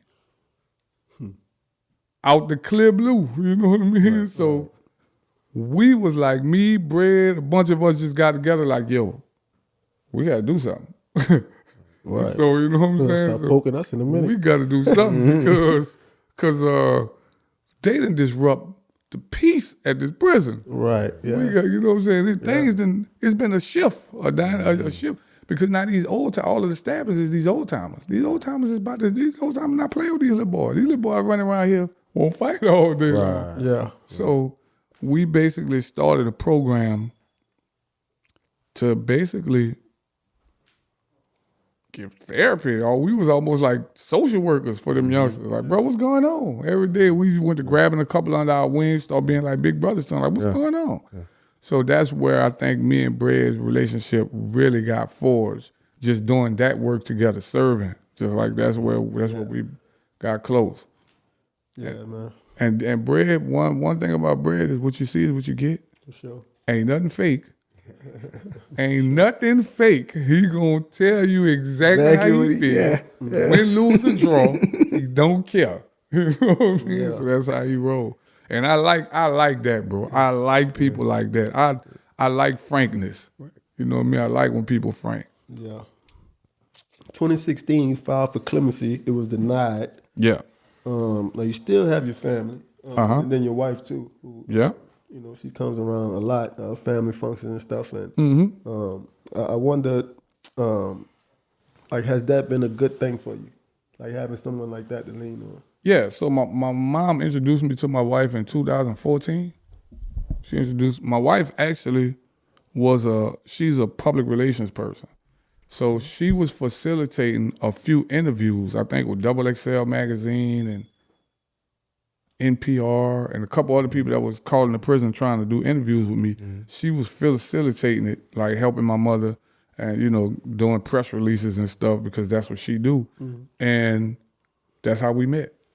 It wasn't it was just like that. And we just began to talk to each other every day because we were talking about, all right, she's like giving me, normally like now she lets me do interviews by myself, normally. Well, I mean, not normally. When I first come home, she'll be sitting right there looking at me like, like she's like, Yeah. You know what I mean? So now that's how it started. Our relationship started, just putting together. She was basically coaching me on how to do these interviews or whatnot. And so we just started talking to each other every day, man. And, you know, eventually she said something, I said something, and I'm like, wait, hold up. This is, you know, we sound like there's a little attraction here. Yeah, You know, we just, and once we decided that, you know, the attraction wasn't going to get in the way of our fight for my freedom, because that was more important to me. And once we established that, she was like, nah, they ain't going to get in the way of that. All right, cool. So we've been rocking ever since. And, you know, that's why most times you see me, I'm gonna be with my wife. You know, my partners, you know, I hang with my partners every now and then. We cool. But I know one thing. That woman was ripping and running all over the state, trying to help get paperwork, trying to do this, trying to do that. You know, I'm my way of showing my appreciation to her is I'm with my wife. Yeah, you know what I mean? So it's hard to kind of get his full story. You know, the justice to definitely, you know, recommend people going out and read more and, you know, obviously the Huffington Post. And I mean, you spoke about some of these people that essentially played a big role in sort of speaking for you and vouching for you and really giving you a platform to sort of, you know, express yourself and explain yourself and, you know, represent yourself in the right way, which I think that's big time, man. But obviously that took some help with, you mentioned your mom and your wife, you know, doing a lot of running, because obviously in prison, man, I mean, your network and contact is, you know, you can only reach so far. Right, you know? right. So, yeah, man, I just really want to give a big shout out to people like that, man, that take time out of their day to make other people's lives, you know, worth fighting for. Right. Because I know for a moment that you probably figured, man, you know, you see Lil Wayne on TV and Master P going to do movies and, you know, Romeo growing up, and you could sort of feel like life passing you by, right? And people forgetting about you. You definitely had that feeling sometimes. And I know for me, I was in the parish and one of my songs was #1 on the countdown on MTV. And dudes used, and BET, and dudes used to be banging on my cell like, Slim, your song on T. I don't want to hit it. Right. I ain't want to hit nothing. I was drove, you know what I mean? I was like, nah, I don't even care. Yeah. So yeah, you're right, man. I guess, you know, you start seeing things and, you know, you're getting older and you just like, man, will I have a career? Right. You know what I mean? Like, start seeing things, just time pass you by. I want to ask you, bro, are you still fighting to clear your name today? Because the conviction not overturned. Yeah. What is going to take for them to do that? That's a good question. So I can tell you what I would ideally hope happened. They had cameras in this club. Right. The tapes came up missing. Remember, as I was telling you that everything. They covered all their tracks. Yeah. Right. So, man, if the videotapes of what happened in that club actually exist, because there were cameras in there, hopefully they were taping. Right. And hopefully those tapes exist somewhere. If I get my hands on those tapes, I will finally be able to prove to that young man's family. I don't care about who else know. I want to prove to that young man's family that I did not kill their child. I didn't know him. We had no beef. We had no issue.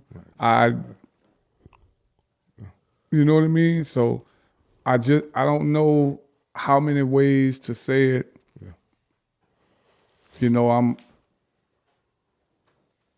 it's hard for me because I'm pretty sure there are people in his family whose anger is directed towards me. For sure. Right. And in some ways, from their perspective, rightfully so. Right. You know what I mean? Because I am the person that's accused. I am the person that was convicted. You know what I mean?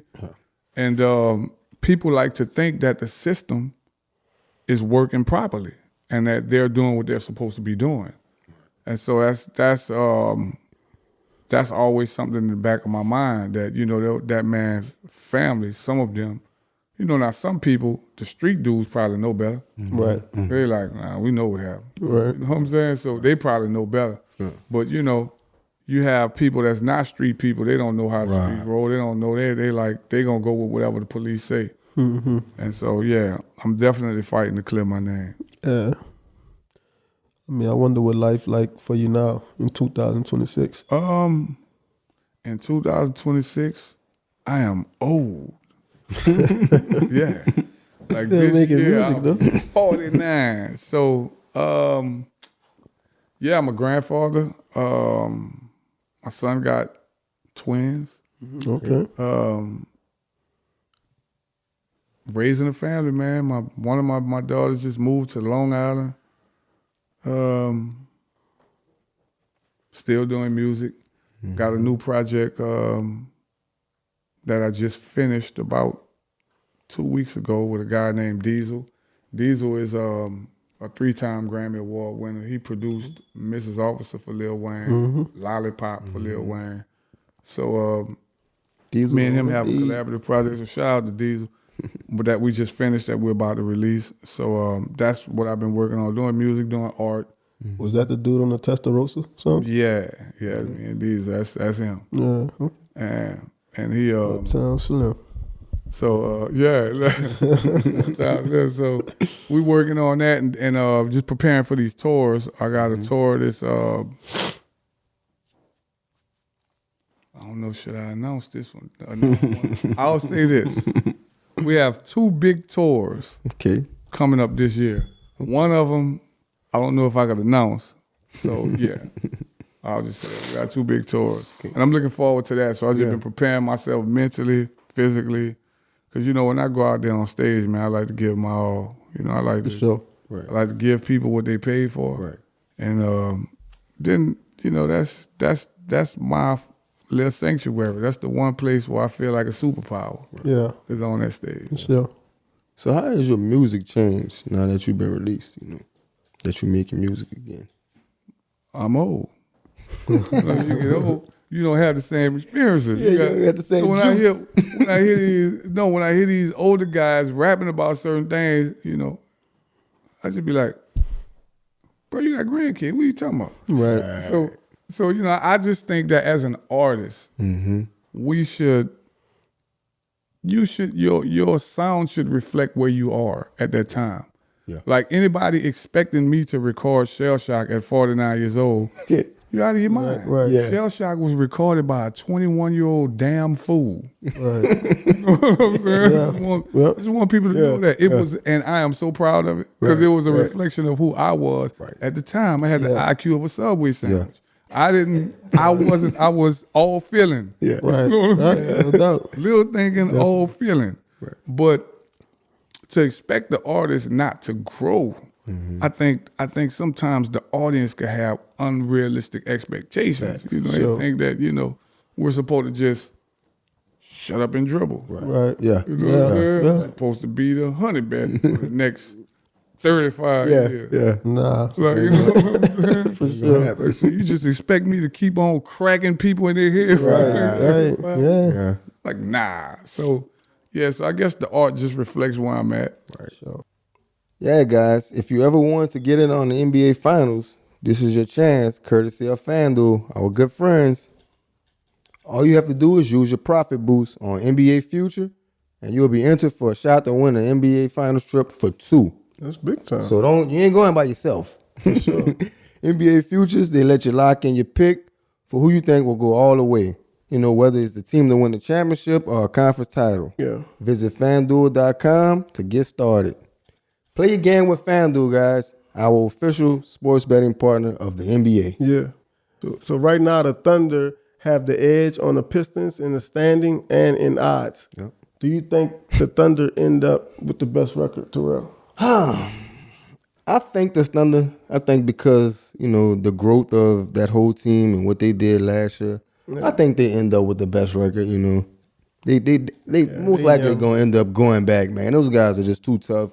They play defense. They're very smart. You know. Yeah. They just gel together. You know. They might look a little funny because you don't see a Kobe or a LeBron out there, but there's a Shy out there. I mean, they got the best offensive player, former MVP, Shy, and arguably two of the best defenders too. So I definitely anticipate those guys making a late run for sure. Yeah, absolutely. Yeah, I see him doing that. Shout out our friends at FanDuel, the best sports book in the world. No debate, no arguments. Shout out our friends at FanDuel. We appreciate you guys. I want to stick to the music for a minute, because y'all just had the verses with No Limit and Cash Money. Yeah. And I know a lot of people thought Cash Money was just gonna smoke y'all, and it was gonna be just a light show. Now we know Cash Money didn't have probably all their people. Y'all didn't either. Right. But y'all showed up, and what I respected the most about it was y'all unity, right? Like even though some of y'all hadn't been around each other in years, maybe y'all have, but just that unity, man. Like amongst No Limit, like Right. Has it always been that way? Yeah. So I think what was translated to the audience, because some of us have our little differences. Yeah, you know what I right. mean? But after we leave this locker room, we're going on this field. And when we get on this field, whatever differences we had is in that locker room. Right. We got our objective on this field is to get that W. Yeah. I know you can relate to that. 'Cause I'm pretty sure on some of the teams, y'all had people in there that was probably like, man, I can't stand them. You know what I'm saying? But when you get on that field, all that's out the window. We got this objective. So I think for us, it was, we went in as David. We was fighting Goliath. I mean, let's just be real with you. Cash Money is the most successful hip hop label ever. Right. America, I want to say this again. You can't debate with facts. Yeah. Cash Money Records is the most successful rap label ever. The longest lasting. So that's that. They have mega hits, right? So we had to strategize. Mega artists, Yeah, so we had to strategize. People, and maybe they took it lightly. Maybe they felt like, we about to mop the floor. Right. Me, Mia, Fiend, Silk, KL. We got together a couple days before the verses, and we strategized. What songs to do? What answer to this? What's going to be the answer to that? What's going to be the strategy? So if you've noticed, every song that they did, we had a answer. Right. You know what I'm saying? Counter almost. We had a counter punch because we know they strong. But if we could just absorb that impact, give them our little right hook. So when Baby said, when he said, I started this stunt, I was like, we got him. We got him. That's what we was waiting on. That's what we was waiting on. Shout out to B, man, 'cause that's my dude. When he did that, he gave us a moment. It was like an alley hoop. We like, we got him. Right. So that's why P came out there. Look, that was not scripted. Right. It couldn't have happened different. P came out there. You started that. But I started this. So you know what I mean? So it was like, it couldn't have happened. You can't make this stuff up. It just just fell into place like that. But that's because we were prepared. Right. And I think that us coming out there together, dressed the same way, I think that kind of translated, across to the audience as unity. You know what I mean?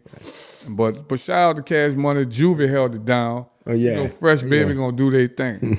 Doogie, my boy, he was just happy to be there. My boy was smiling the whole time. I was so happy for him because I know how he felt. He fresh out. You know what I mean? So I'm like, you know what I mean? Yeah. Man, what you think about the state of music right now? Because, like, we recently had no rap songs in the top 40 for the first time in 25 years. That is insane. Oversaturated market. So the good and bad with social media is this. At one time, record labels served as gatekeepers and barriers to who had talent.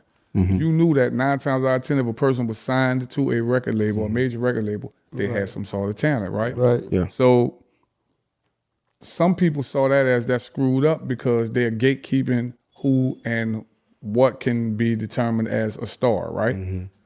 that hasn't changed. They still determine who they want to be stars. But it's an oversaturation of the market now. Anybody with a microphone and a social media page can be an artist now. Yeah, and you have so much music that now it's hard to even get fans. Because they got too much to choose from. Right. So nobody is focused. At one time back in the days when a big artist dropped, everybody was listening to his stuff. Yeah. But now you have 1 million artists. Yeah. Like literally millions of artists. Yeah. So it's like oversaturation of the market. Yeah. And because so, now nothing can rise to the top. Because now we don't know who among these million artists have something worthy to even be placed. Yeah. You know, and this People could curate their own playlist. You know, like I don't have to listen to your 10 songs. I could pick your 2 songs and 2 songs from that one, and I could 30 minutes go by. You know what I mean? So and that's what I think. That's why I think we ain't got nothing in it. You know, when we you mentioned earlier, Tyrann, you said, man, this was your album was number 11 on the chart. I'm like, ooh, I'm so glad it was before this time. Because it had never been, it would have been 11,000th on the chart in this day and time. Yeah. So, I think that was the last of the, I think mid-2000s was the last of Forest Hill Drive came out just in time. I think after that, after that, everything changed. Bro, what was it like recording with Soulja Slim? Fun, funny. Yeah, Slim is crazy. Yeah. Slim, let me tell you something. Slim used to talk so crazy all day long. I literally just used to laugh at Slim all day. Every time we were around him, I'd just be laughing. Ron, what you laughing at, Ron? It's just because I just thought Slim was hilarious. Slim, if Slim would have been a rapper, he could have just been a comedian. For sure. Because everything he did was funny. Me and Slim was in the mall one day. He was shining his teeth. We was in Champs or something. And they had some guys that stopped. And they was just looking at us. Man, these guys were probably like, that's Mac and Soulja Slim. In their mind. Right. Slim ain't take it that way. Slim a street dude. Right. Paranoid schizophrenic. For sure. So Slim shining his teeth. Sit around. I'm like, what? What the moment right there looking at us? I said, come on, let's go. Let's go. Yeah, bro. But he was funny. He was fun to be around. We were all in the bathroom at after 1 hour comedy shows, the No Limit Comedy Jam in LA. And we were all in the bathroom. They were smoking. Him, Mike Tyson, bunch of them, Mystical, all of them back there smoking. So some kind of way, I don't want to quote the story wrong, because you know Mike Tyson, he'll punch me. Mike, don't punch me. Mike acts like, man, pass it. Ask somebody to pass it. Soulja Slim, so stupid. Slim said, man, pass it, man. I'm with Mike. Like I'm with this big old dude. You know what I'm saying? So, and we just all fell out laughing at Slim, because the way he said it. He was like, wow, like, I'm with Mike. You know, like, so anything go down, I'm with Mike. But he just was fun to be around, and he was competitive. Mm-hmm. Slim wanted me to be on a song called Lawbreakers. This is for the carjackers, kidnappers, murderers, burglars, lawbreakers. He wanted me to be on it. And he said, man, come write something to this. I listened to it. Nope. He said, man, why? I said, Slim, I'm not about to let you embarrass me like that. Yeah. I can't rap that fast. Yeah. He's like, man, you could do it, but you could do it. Right, yeah. And as I said on the podcast before, he's the only person I allowed to just frequently call me a female dog. Yeah. Because I know he didn't mean nothing by it. That was just his slang. No doubt, yeah. So he was like, he's like, but you could do it. I'm like, yeah. So he wanted me on the song so bad, he got me to talk on the intro. Yeah. For the song. Yeah. So I'm glad you brought that up, because we spoke about your lyrics being used against you in court, and then we see what's sort of transpiring, nowadays, right? With, Lil Durk and, like the whole drill scene music from Chicago, and just sort of where it's taking hip hop. And he just mentioned, hip hop not having anything in the top 40. Right. And you want, like, does that affect the music Like, do you think that it has affected the music long term, and people don't want to listen to it because, I mean, it's just shit dangerous now, right? Like you bumping NBA YoungBoy or Lil Durk in the wrong neighborhood, right, could not be a good thing in certain areas, right? Right, in certain areas. I think that's the unfortunate part of it. But I also think that that's only a small percentage of art that falls under that. Right. You know, and don't get me wrong. Negativity is louder, it travels faster, Sells. and it sells. But I think that's a small percentage of the actual artists that actually are doing that. But I just think, in my opinion, that if we start censoring art, then that set a bad precedent, and it's who knows what else is going to happen, because at the end of the day, you know, we do have a First Amendment right of freedom of speech.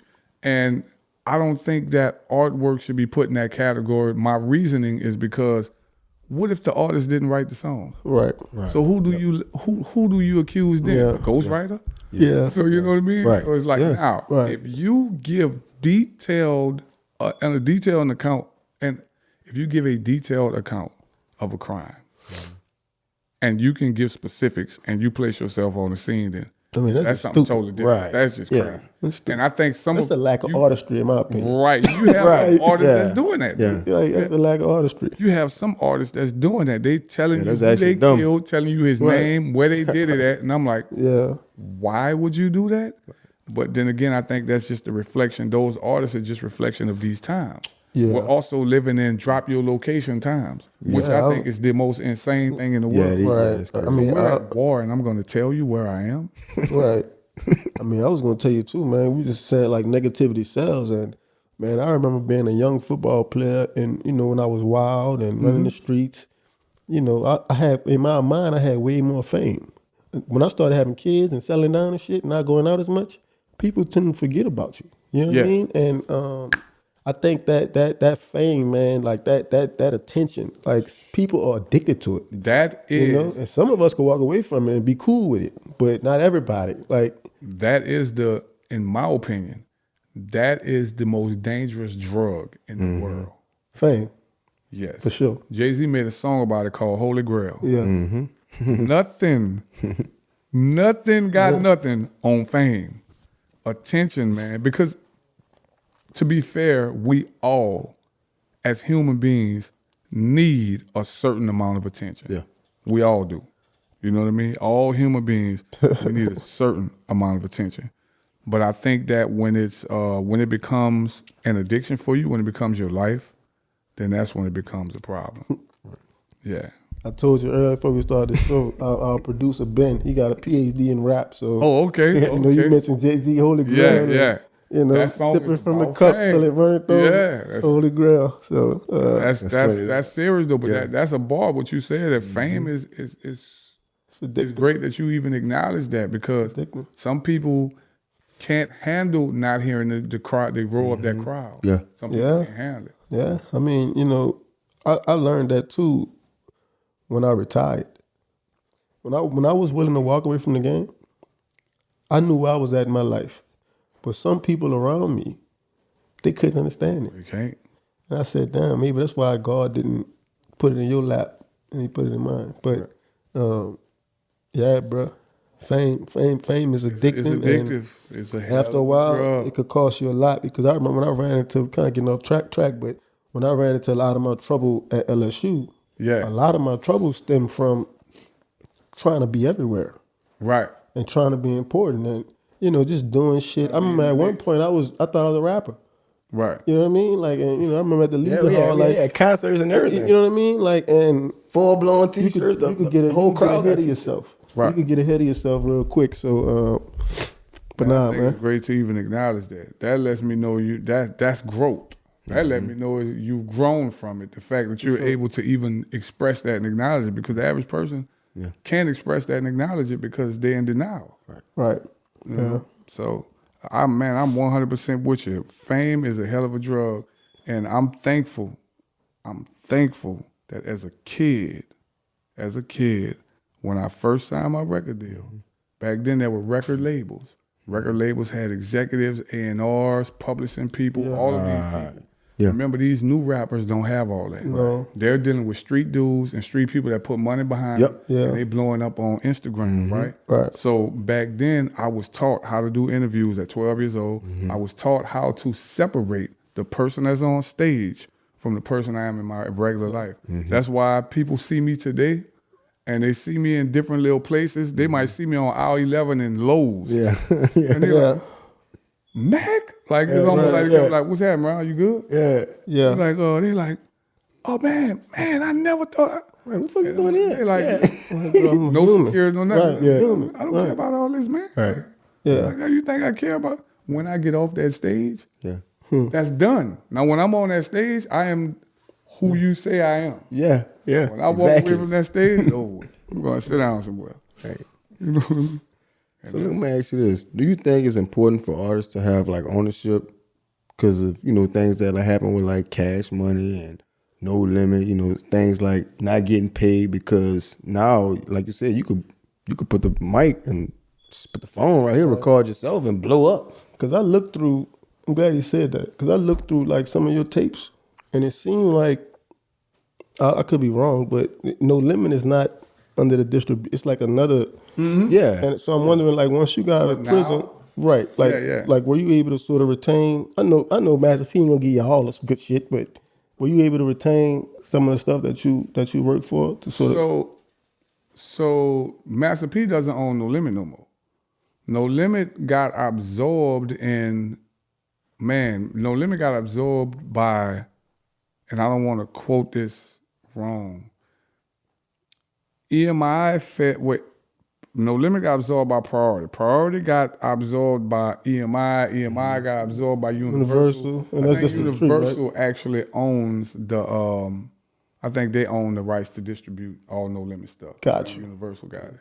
As far as the masters, Beats by the Pound, after going to court with P, they got the masters. Gotcha. Okay. Far as me, and we talking about the producers and engineers of the song. Yeah, right.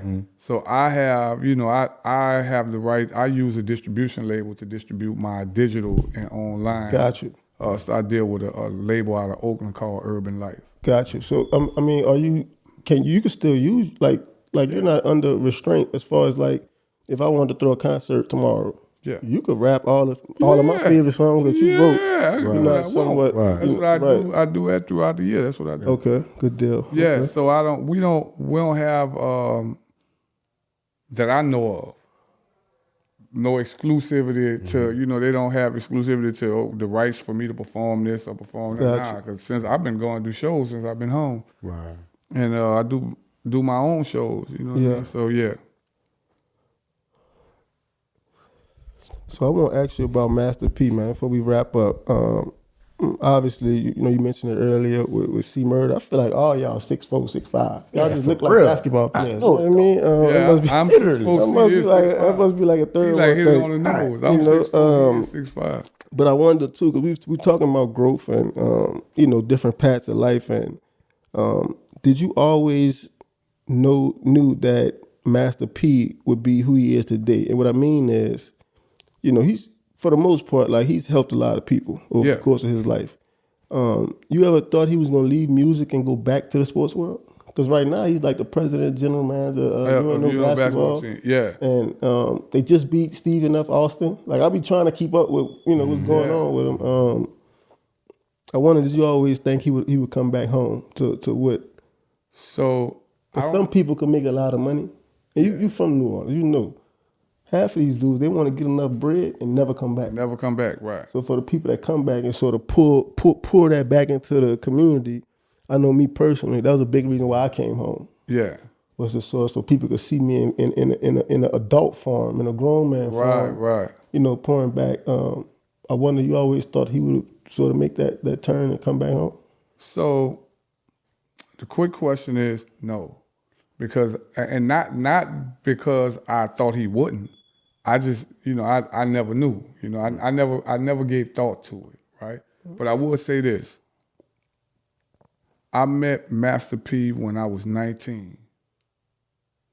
He was probably about 28 or 29, right? And he was running a multi-million-dollar corporation. Yeah. He wasn't 30 years old.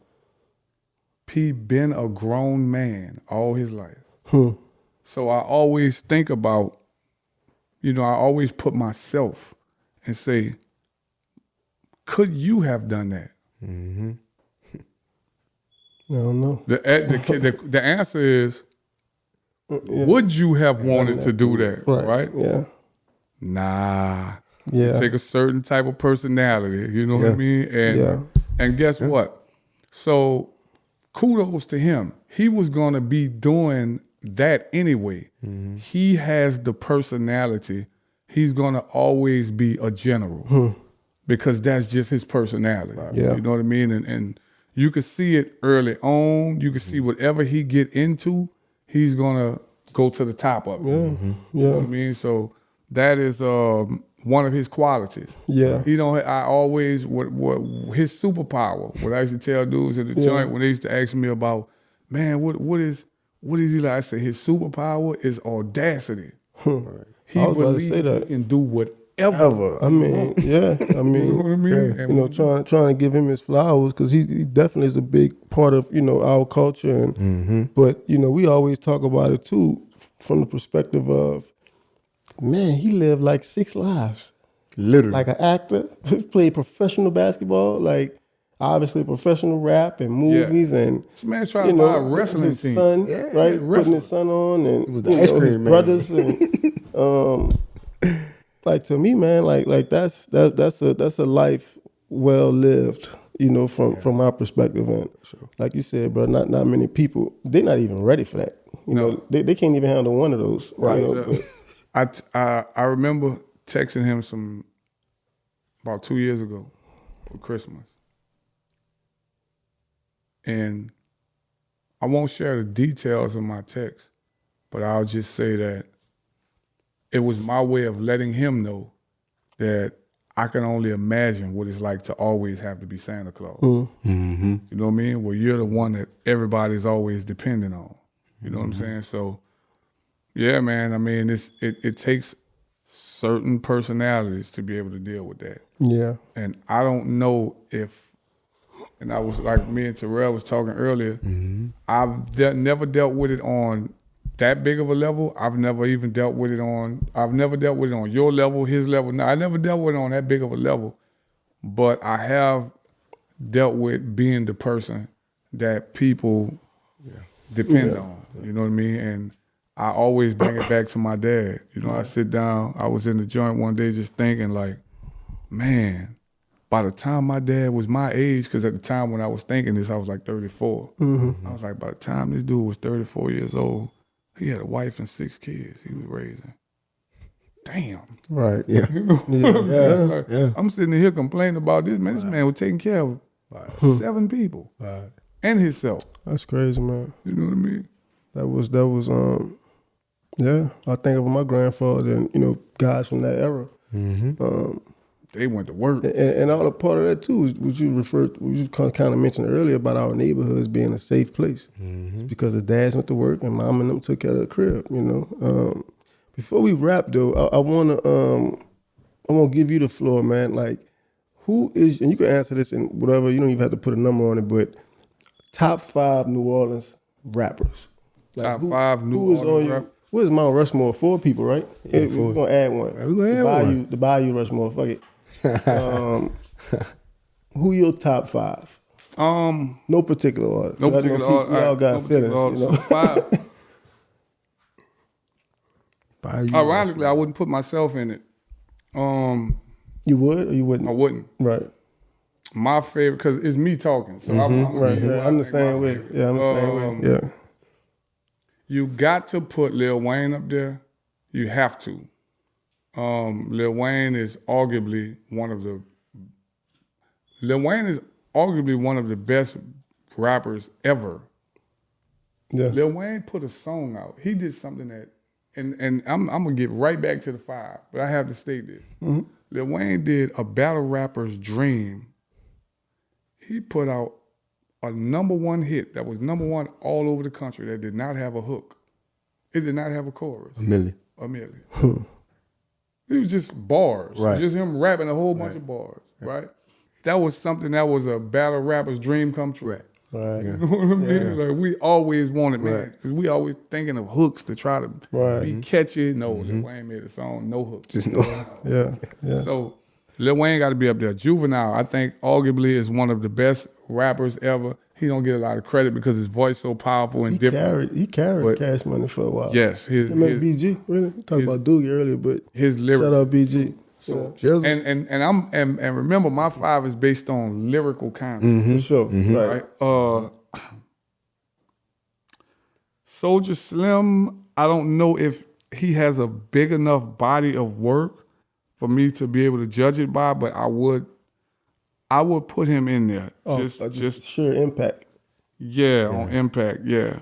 He's still living. Impact or Mystical definitely has to be in there. A lot of people, I think Mystical style takes away from the fact that he really be flowing.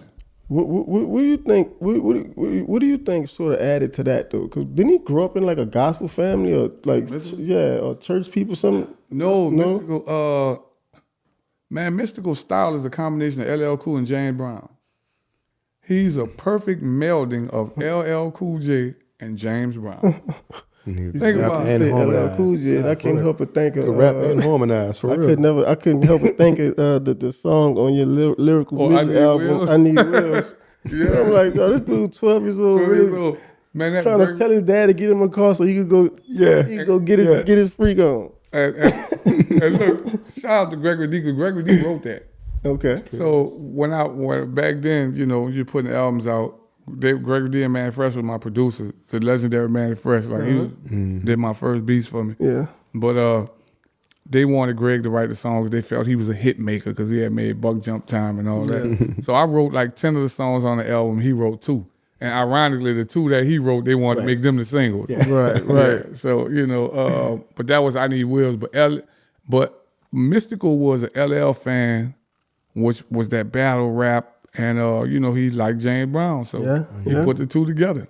Okay. Right.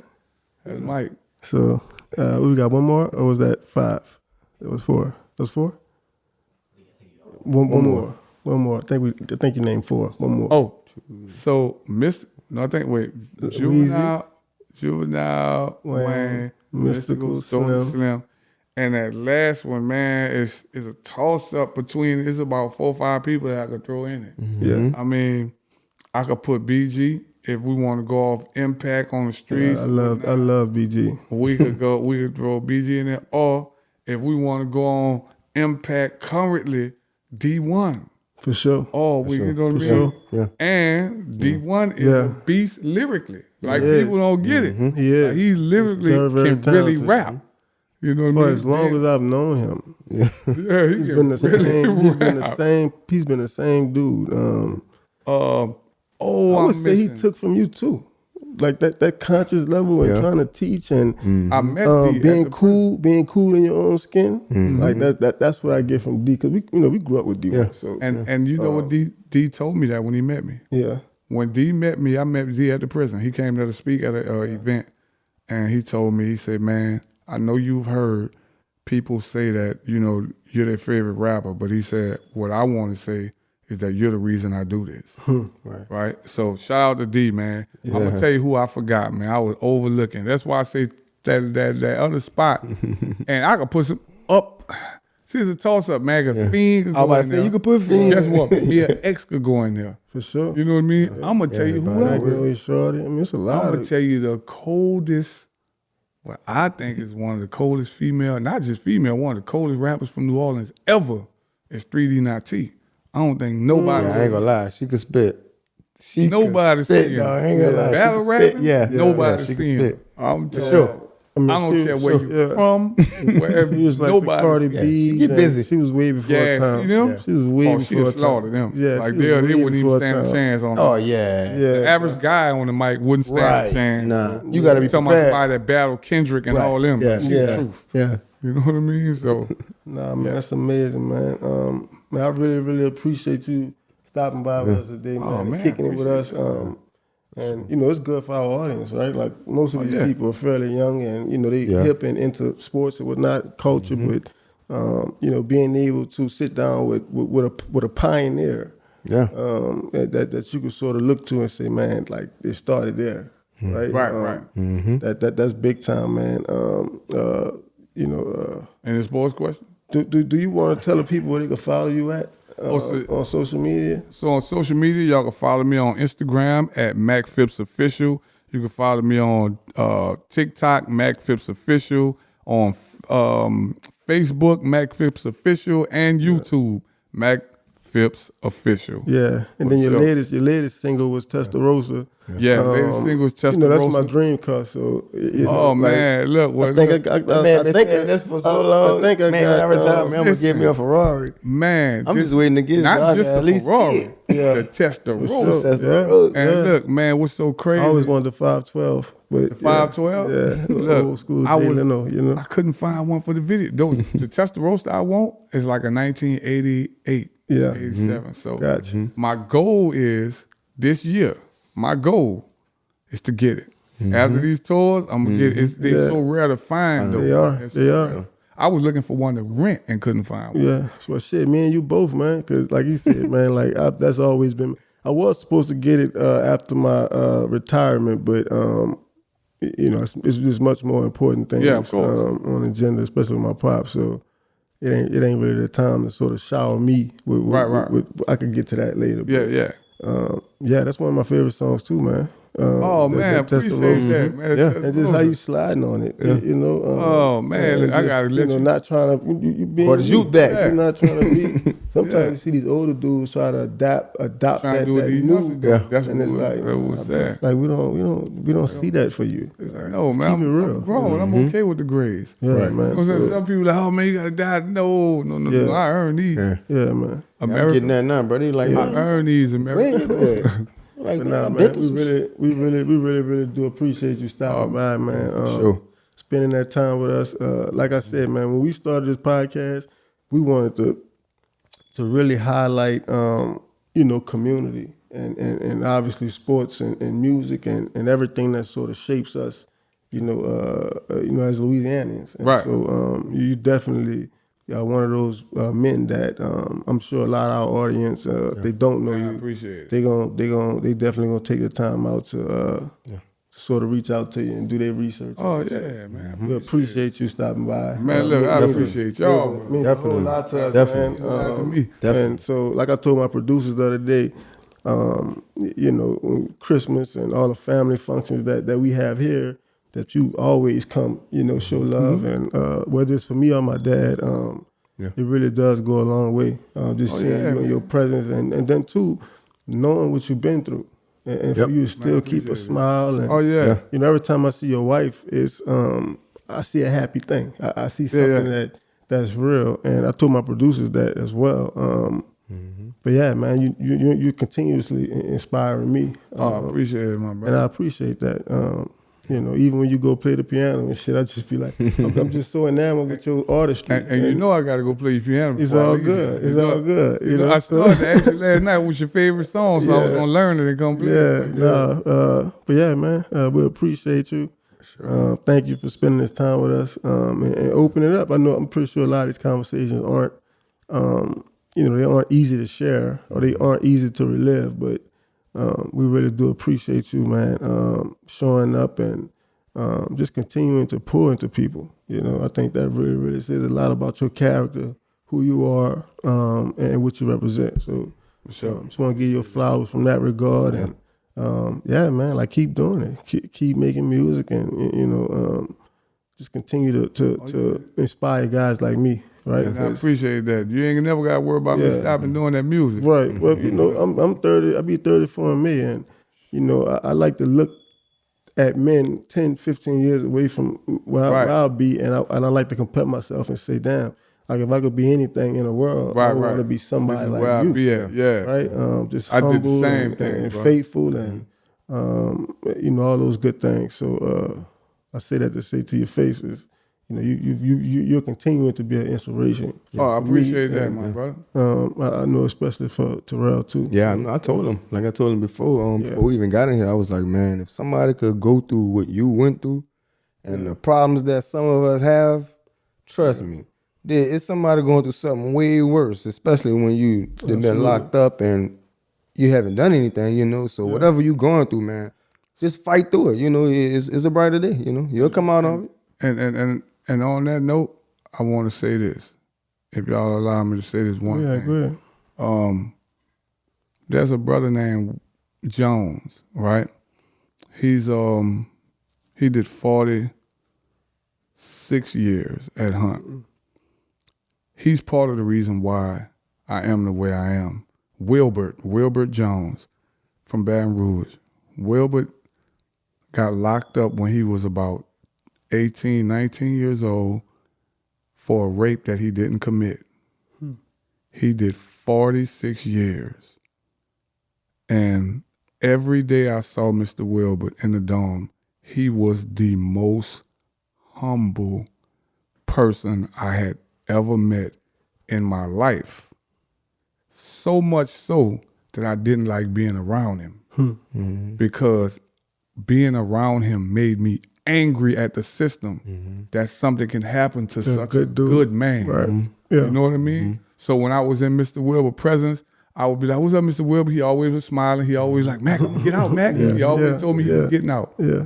And guess what? After 46 years, he got out. He got out. Yeah. He always believed he was gonna get out. So whenever I felt like woe is me, I used to look at Mr. Wilbur and tell myself, "Go sit your ass down. Son. Yeah. You all right." Yeah. Absolutely. You know what I mean? Yeah.